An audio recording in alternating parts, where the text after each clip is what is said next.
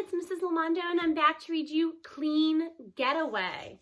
We are up to Route 5, which is labeled Run for It.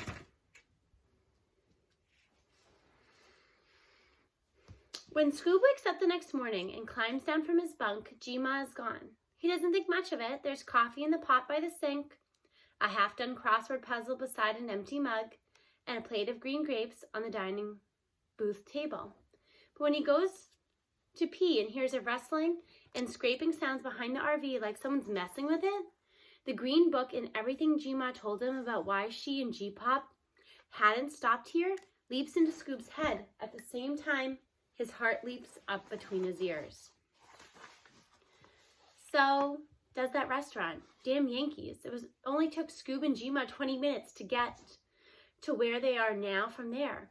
In addition to eating together despite their different skin tones, which, if you let G-Ma tell it, was the cause of the dirty looks they were getting, Scoob is 97.2% sure he and G-Ma dined and ditched. What if someone tailed them up to the mountain and decided to wait until morning to strike? Or what if they went to round up some of their buddies before making an approach? Scoob read To Kill a Mockingbird in language arts last quarter. He knows how stuff used to go down. There's a creaking sound and then a thump. What if they already have G-Ma? Scrape. He takes a deep breath. Not the time for peeing. Whatever's back there might hear it. He slips out of the bathroom and over to the window beside G-Ma's bed. Pulls the shade back just enough to peek out. The window is a little bit open, and there's a faint clang and a whispered cuss word in a voice Scoob knows, though he's not sure he's ever heard it use that word before. He pulls the curtain back a little bit more. G-Ma appears from behind the RV, clad in camo, the kind that looks like a forest floor. From the cap on her head to the top of her orthopedic Velcro sneakers. She's got a rectangular piece of metal tucked under her arm and what looks like a screwdriver in her hand. Weird. Scoob watches her scan the surroundings before scurrying along the edge of the woods they're parked against. She disappears behind the trailer parked at the next campsite over. What the heck? He lets the curtain drop, too confused to do anything, but sit on the bed with his eyebrows furrowed. At the sound of what has to be a snapping twig or something, Scoob looks out again and sees G-Ma tiptoeing back across the clearing. This time he can see what she's carrying. A license plate. Except it's green. And though Scoob knows he hasn't seen all the places in Georgia, he's pretty sure that most of them are white. Dad's is. So is the one on G-Ma's Mini Cooper. KAL 0627. He remembers from the time he came down the hill too fast on his rollerblades, lost control, and smacked his forehead against the L0. He slumps back on the bed, more noise from behind the RV as Scoob assumes G-Ma attaches the green plate to the bumper. He's obviously missing something, right? G-Ma wouldn't steal someone else's license plate. The knob on the RV door turns, and Scoob scurries into the bathroom and pulls the door shut, turns on the shower, and sits on the lowered lid of the toilet. Definitely doesn't have to pee anymore. There's a knock. Scooby-Doo? You all right in there? No. I'm good, G-Ma. Didn't you shower last night, Sweet Pea? Oh, right. He's supposed to be mindful of his water use. G-Ma told him all about the collection tanks for the dirty water they use, including the fact that they have to be emptied by hand. Gross. I'm just about done, he says, whipping his clothes off. Can't come out dry now, can he? I had a sweaty night. I see, G-Ma says. Well, I'll get started on our breakfast. Bacon and eggs okay with you? Yep. What kind of question is that? Scoob hops in, does a 360 so all of him gets wet, and then shuts the water off. He slides open the shower door, looks around, curses under his breath. Hey, G-Ma? He shouts, shivering. Comes a reply. Can you pass me my towel? G-Ma must have changed out of her license plate swapping gear. Did she really just swap a license plate? While Scoob is in the shower, because by the time he comes out, she's standing over the cooktop in a neon orange jogging suit, as she calls it. All Scoob knows is that every time she moves, it sounds like somebody's ripping a sheet of paper. Well, that, and instead of a pile of dead leaves, she now looks like a cotton ball top traffic cone. It makes him smile and relax a little. Nice outfit, G-Ma. She puts a hand on her hip and gives a little shake. You know I like to keep it snazzy. Scoob laughs out loud. You go on and have a seat, she says. I'm just about done with the vittles. Vittles? Look it up on that mobile device of yours. Oh. Where is it, by the way? I turned mine on for a spell this morning, and there was a voice message from your dad saying he's been trying to reach us, but both of our phones are going straight to voicemail, whatever that means. She waves her hand like the very notion is a nuisance. Anyhow, it made me realize I haven't seen you with your phone in your hand since we left, which is... She looks over her shoulder at him, white eyebrows raised. Odd, I dare say. Oh, Scoop gulps, I left it at home. He scratches the back of his head. You need a haircut, William, he imagines Dad saying. Turned off. Gemma spins all the way around, mock gasps, and puts the spatula over her heart. Come on, Gemma. Scoop drops his chin as his face gets all warm. She rotates back to the plate of food, then brings it to the table. Scoop closes his eyes and inhales. Smells so good. Everything else vanishes from his mind. Poof. Don't you feel? Gemma's voice shoves everything he doesn't want to think about back into his head. What's that expression you kids use? Bucky naked without it? Nobody says that, Gemma. Well, you know what I mean. She eats a forkful of scrambled cheese eggs. How will you chat with your friends? Play your games? Watch the YouTube. YouTube. She sips from the fresh cup of coffee. Exactly. Did he think about all that before powering the thing down and shoving it beneath his mattress? Of course. But Scoop's awareness of the angry call he knew he'd get the moment Dad read his note and realized he jetted while grounded made all the stuff he'd be missing feel pretty minor. Though hearing about the voicemail does make him nervous, maybe he made the wrong decision leaving in the phone at home. Did you call him back? What's that? Gemma says. Dad, did you call him back and let him know we're okay? Why Scoop cares he can't say, but he does. I'll text him, she says. So I'm surprised to hear you want me to. You are? Yep. You leaving your phone at home makes me think you and I have something in common. Oh yeah? What's that? She grins and takes a final bite of her egg, leans towards Scoop with a twinkle in her eye. Looks like we're both trying to make a run for it. Route 6, a good thing. Scoop doesn't say a whole lot as they hit the road. The green license plate and the words, make a run for it, are too busy playing ultimate frisbee with his thoughts for him to speak. But pretty soon he and Gemma are stopping to refuel the RV and go number 2. Nobody wants him to eat that from the tank. In Birmingham, Alabama. Once the gas is pumped, the poop is dumped. They're back, strapped in, ready to roll. Gemma looks troubled. Like maybe about to cry kind of troubled, which he really doesn't want to have happen again. For one, he's already got too much on his head. And for two, it makes him super uncomfortable when Gemma cries because he doesn't know what to do. Gemma, you okay? She takes a very deep breath and cranks the engine. I didn't want to make any real Birmingham stops, but, well, we gotta, she says. There's something you need to see, Scooba-Doob. Not at all scary, right? Okay. As they drive, Scoop can feel the green book in his pocket against his right booty cheek. He doesn't remember exactly how many safe lodging places were listed in Birmingham, but he's sure he wouldn't need more than one hand to count them.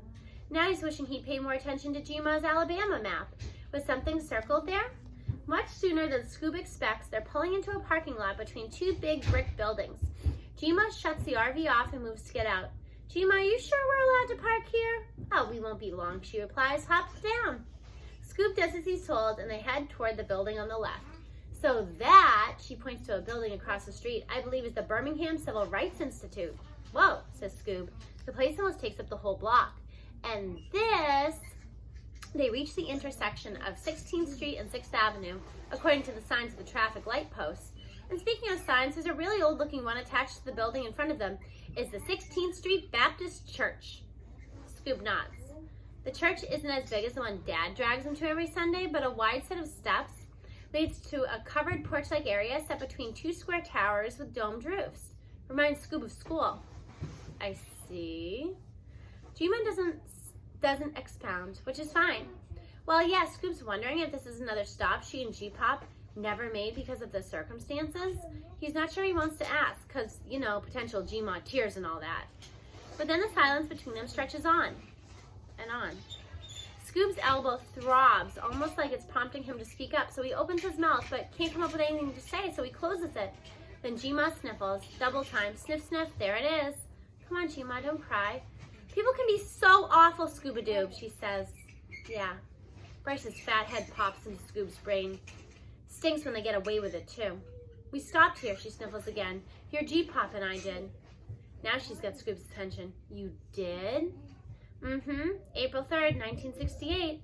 I'll never forget it because it was the day before Martin Luther King Jr. was assassinated. He'd preached in this church. We were halfway through Mississippi the next day when we heard about Dr. King being killed in Memphis. Whoa. Scoob knows all about Reverend Dr. Martin Luther King Jr. He and Dad had gone to Ebenezer Baptist Church and Dr. King's birth home every MLK day since Scoob learned how to walk.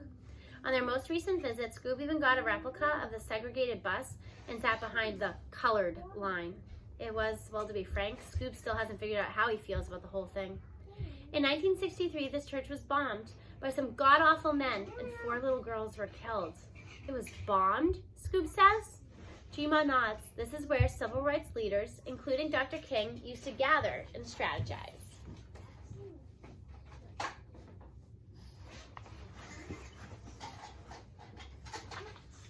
The same idiots who didn't like seeing your grandfather and me together weren't real keen on black folks having the same rights as white ones.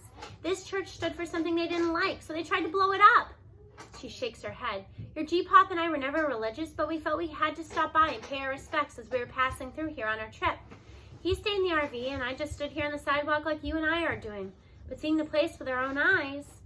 Speaking of eyes, Jima's narrowed, and her sunshiny old face suddenly reminds Scoob of a raging storm cloud. Like lightning flashing in it and everything. Mom, what is this book? This is Clean Getaway. Oh, Getaway. 39 years, she says. Took him 39 years to convict the hateful man who killed those little girls. Can you believe that? Scoop's 84% sure she's not talking to him anymore, but knowing what he knows, he can't say he's surprised. Meanwhile, they locked my Jimmy up and threw away the key without a second thought, and he didn't kill anybody. Now Scoop's 100% sure she's not talking to him. 110% even. And I just let them. Jima's crying for real now. She wipes her nose on her neon orange jacket sleeve. He was a good man, and I let him. More tears streak down, and she shakes her head. I shouldn't have. It wasn't right. If I could go back and fix it. Now she's wringing her hands, which are shaking. It freaks Scoob out a little. Was there something fixable about G-Pop going to prison? Hey, Mommy. Why does Scoob feel like there are bugs crawling all over him right now? Look it. That's really It's cool. connected. That is really cool. Jima, he touches her shoulder and she jumps. He has to catch her upper arm and waist to keep her from falling. Are you okay? She looks at him like she's seeing a ghost. Eyes wide and scared, and she's trembling. Jima? She stares at him for a few seconds that feel like eternities, and then blinks a few times and seems to come to herself. Her eyebrows tug down, then she slowly pulls her arm away and writes herself, William, where are you? She looks around. Oh my. Dusts off her jogging shoe. Well. Stands tall. Well, as tall as one can at 4'11". She lifts her chin. Let's get a move on, shall we? Hop to it, kiddo. Need to get across the state quick line. We gotta get across the state line quick as we can. Campsites at the next park are first come, first served. Then she turns on GOS, Grandma Orthopedic Sneaker, and heads back to the RV. They ride in silence for a good while. Scoob doesn't know what to say, and anyway, his head is spinning, so it's not like he could form sentences if he tried. Someone tried to blow up a church with little kids in it? Also, what did G-Ma mean about fixing whatever happened to G-Pop? And then there's a whole license plate thing. Scoob looked, it's definitely a Vermont tag on the Winnebago now, which is strange enough to think about without considering G-Ma's use of the phrase, make a run for it. And yet, that's dancing around in his mind too. He sighs and pulls back the road map G-Ma gave him from his backpack, opens the Alabama part and circles Birmingham, draws a little church over it. Making your own annotations over there, kiddo, G-Ma says, breaking the unaskable question spiral Scoob's tumbled into. Oh, yeah, Scoob says, guess I am. She nods. Yeah. No, I'm really glad you're here with me. He swallows down his unease and forces a smile. I'm glad I'm here too, G-Ma, which is partly true. He's definitely glad he's not home in James Robert Lamar Jr.'s personal version of house arrest, though he can't help but wonder if G-Ma really did send a text message to Dad to let them know they're okay. Why he's thinking about this now, he couldn't say, but he's got to ask. G-Ma, did you I wanted to take this trip with your daddy, she says. You did? Why, he's surprised he doesn't know Dad is G-Ma's son. For years I've wanted to, Hey, but I Mommy, never did. Never even mentioned it to him. block. Why not? Couldn't muster the courage, she says. Didn't want to face the questions I knew he'd Now, ask, what's this book? especially about your Mommy? G-Pop. Mommy, what's this book called? Clean Getaway. Okay, move out of the way. Thank you. She shakes her head. Now Scoob's uncomfortable again, and he's just figured out why. Ever since they were at the church, she's been telling him stuff she wouldn't normally. Almost like they're friends instead of grandma and grandkid. It's one thing to talk to somebody his age as a friend. No. He and Shanice obviously talk all the time, but grandmas are even more grown-up than regular grown-ups. How's he supposed to even respond? Anyway, for a minute at that Yankee restaurant, I felt like he was with me. Took me right back. Scoob is confused now. What do you mean, Gma? The way those people were staring at us, the man with a face the color of the pig's rear end, and the ugly woman with a hooked nose. Scoob couldn't help but smile at their descriptions. There's a brief moment when I looked at you and saw your daddy. She turns with her blue eyes, and they rove over Scoob's face in a way they never had before. When your daddy was a little boy and he and I would go different places, people were usually nice to me but crummy to him.